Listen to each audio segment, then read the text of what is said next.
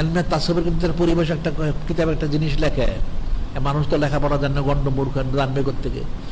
এলমে তাসব্বুর কিতাবে লেখা হয়, কোন মুরিদ সালিক যদি তার শায়েখ সম্পর্কে চুচারা কিলোয়াল করে, সে জীবনে কোনোদিন ফায়দা লাভ করতে পারে না, ফয়েজ তাজ্জু পায় না, সে আস্তে আস্তে গোমরাহ বেঈমান জাহান্নামী হয়ে যায়। নাউজুবিল্লাহ।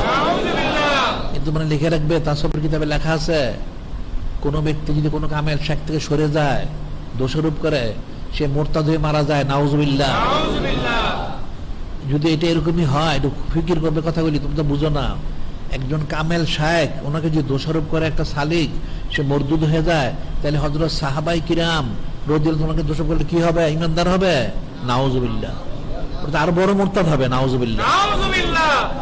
কাজে বিষয়গুলো কিন্তু অনেক সূক্ষ্ম বিষয়, অনেক ফিকিরের বিষয়। এই সমস্ত ব্যাপার কোনো চুচরা কিলোকাল করার কোনো সুযোগ নাই, কোনো সুযোগ নাই। করতে পারবে তুমি, জাহান্নামী হবে, কোনো অসুবিধা নাই। কিন্তু করার, কিন্তু মুসলমানের জন্য করার কোনো সুযোগ নাই, সে করতে পারবে না, জাহান্নামী হবে। নাউজুবিল্লাহ। কাজে যিনি খালিক, যিনি মালিক, যিনি রহমান, যিনি হাকিকি ভাবে আমাদেরকে, তিনি এবং ওনার হাবিব মাহবুব নূরে মুজাসসাম হাবিবুল্লাহ হুজুর পাক সাল্লাল্লাহু, ওনারা যেভাবে আকীদা মুবারক পোষণ করতে বলেছেন, হস্তজন পোষণ করতে, আমরা যেন ঠিক সেইভাবেই হযরত সাহাবাই কিরাম ওনাদের প্রতি এবং উপরে যারা আছেন সকলের প্রতি সেইভাবে বিশুদ্ধ আকীদা হস্তজন যেন আমরা পোষণ করতে, সেই তৌফিক যেন আমাদেরকে দান করেন।